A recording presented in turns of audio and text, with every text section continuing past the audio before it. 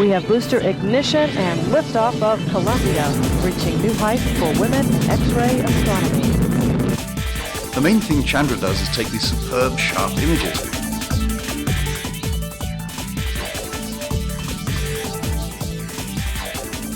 Black holes sound wildly complicated. After all, there are all sorts of bizarre things going on. Intense gravity, the warping of the fabric of space, the distortion of time itself. When it comes to describing black holes, it comes down to just two numbers, the mass of the black hole and its spin. That's right, everything you physically need to describe a black hole is found in just these two numbers. So, if it's so simple, astronomers must know these two numbers for lots and lots of black holes, right? In fact, getting these two numbers turns out to be incredibly hard.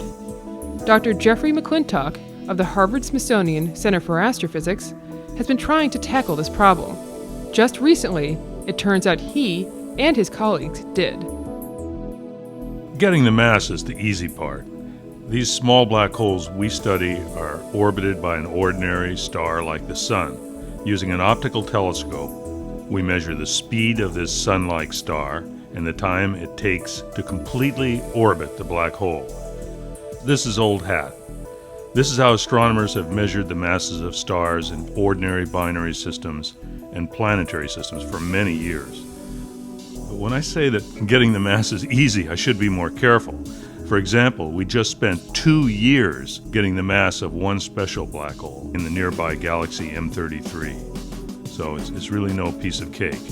Anyway, we found that the mass of this X-ray source, called M33 X-7, is about 16 times more massive than our Sun, with a margin of error of 1.5 times the mass of the Sun.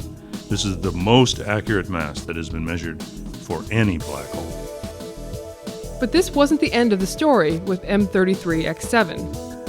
McClintock and his colleagues set out to find that other elusive number, the spin.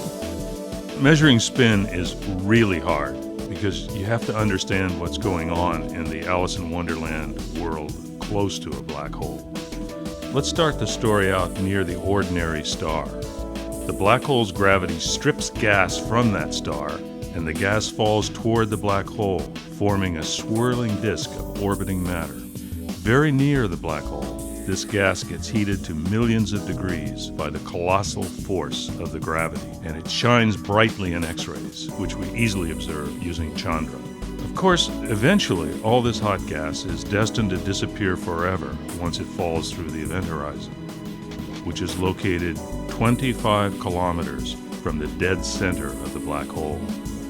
But far away from this dreaded event horizon, a point is reached where the force of gravity becomes so immense that the superhot gas can't any longer maintain itself in a stable orbit around the black hole.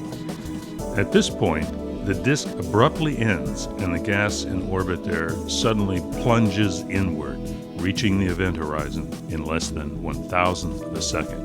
But what happens next? This leaves a large, dark hole in the center of the disk that extends down to the event horizon. The radius of this dark hole depends only on the two numbers in question, namely the black hole's mass and how fast it is spinning. For a black hole that is not spinning at all and that weighs 16 sun masses like our M33 X-7, the radius of this dark region is 75 kilometers, which is 3 times the radius of the event horizon. The faster the black hole spins, the smaller this radius becomes. For a black hole with the maximum spin allowed by relativity theory, the radius becomes equal to the radius of the event horizon.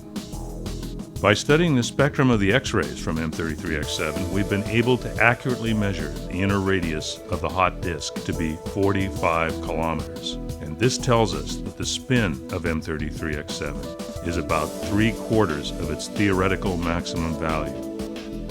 Near the event horizon, the black hole spin drags everything around with it, an apple, an astronaut, even space itself, at the dizzying rate of 750 revolutions per second.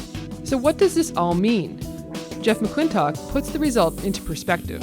As you said at the beginning, only two numbers are needed to describe a black hole. A black hole is as simple as an electron, and far simpler to describe than, say, a grain of sand.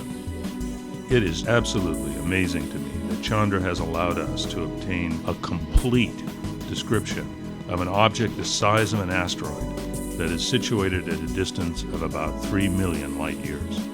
So there you have it, 2 numbers to describe one of the universe's most mysterious objects. Getting to know these values is not just for fun. When they are plugged into theoretical models, they can help astronomers better understand things like how black holes are born, how gravity behaves under extreme conditions, and how black holes make powerful relativistic jets, and more. Who would have guessed that just 2 numbers could do all of that? For more information, visit our website at chandra.harvard.edu. This was a production of the Chandra X-ray Center, Cambridge, Massachusetts. NASA's Marshall Space Flight Center manages the Chandra program. The Smithsonian Astrophysical Observatory controls science and flight operations from the Chandra X-ray Center.